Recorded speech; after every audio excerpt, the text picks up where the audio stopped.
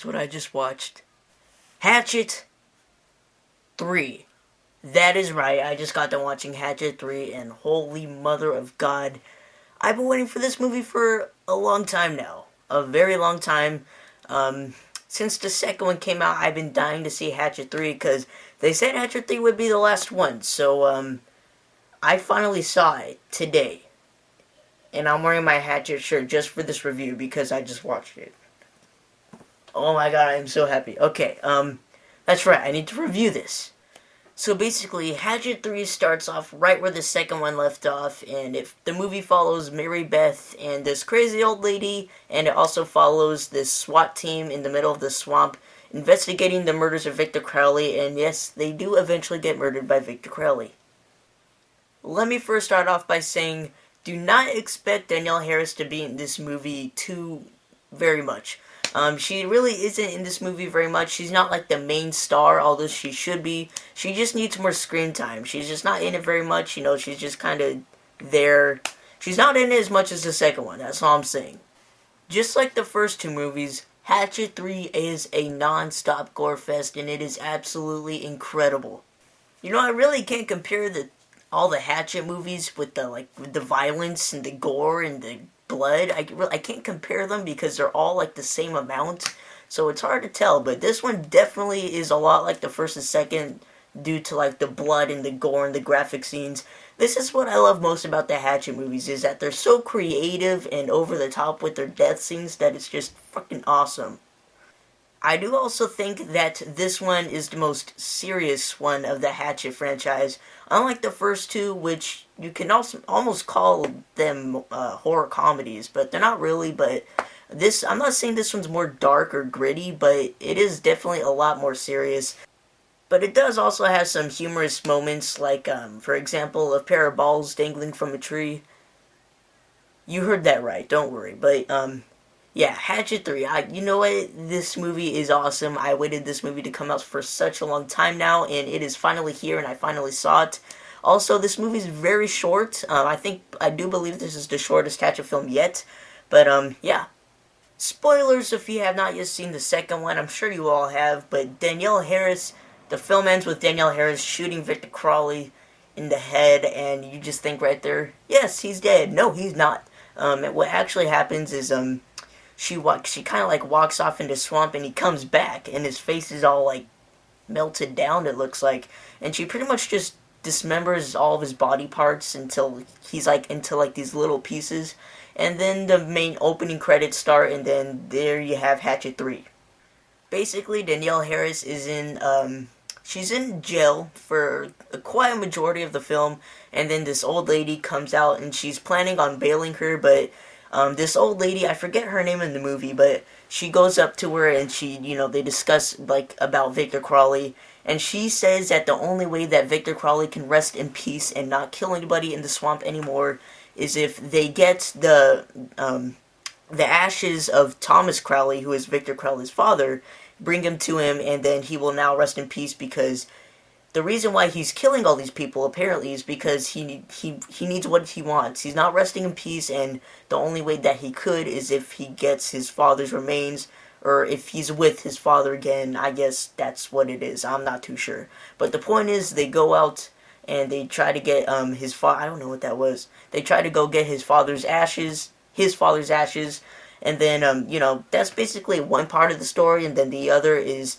this SWAT team, and they go out in this, not SWAT team, but they also have paramedics, policemen, etc., etc., and, they're out in the swamp, and they find, like, 20 to 30 dead bodies, I think they said, all, you saw the last two, and, they find all the bodies, and they try to find out what went on, and then, they all suddenly think it's Victor Crowley, and soon enough it is, and then the second half of the movie, it's just pure awesome.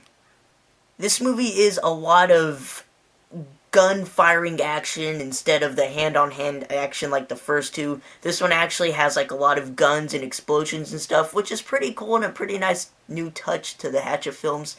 And yeah, again, there's like this full freaking 10-minute scene of just them shooting and battling Victor Crowley with an explosion at the end. And it's freaking awesome. I really can't explain to you how much I love this movie. One thing that I did love about this movie is that there are actually quite a bit of cameos in this film, which I will not spoil for you. I'm sorry, but no, I cannot tell you the cameos because that would just ruin the entire freaking movie for you, but, yeah. Not only are there cameos in this film, but there are also reoccurring characters from the previous films, which I will definitely not spoil for you, but that's all I'm gonna say. Although it isn't the best Hatchet movie ever, I still think the first Hatchet film is the best Hatchet film. I do think it is just a slightly bit better than the second, although I do love all three the same, trust me, I do. But if I really had to pick, here's my ranking for the Hatchet films. Hatchet 1 would be my favorite, Hatchet 3 would be my second, and Hatchet 2 would be my third. I love all of them all the same, but if I really had to pick, that would be my guess. But, you know, they're all great movies, and definitely one of the best modern horror franchises ever. I want to say of the 21st century. One of the best horror franchises of the 21st century. Adam Green, you are a genius. Actually, this is the first Hatchet movie where Adam Green did not direct. Actually, what's his name? B.J. McDonnell, I believe that's how you pronounce his name. I'm sorry if I mispronounced it. He's a camera operator for the previous two films. He was the director. Adam Green chose him as director because for some reason he didn't want to direct this one, which is still cool. But I read in like a behind the scenes thing, I forgot where, but they said that BJ was having a hard time trying to direct, so Adam Green technically like almost took his place and tried to show him how to do all this. So technically he did direct it, but not really.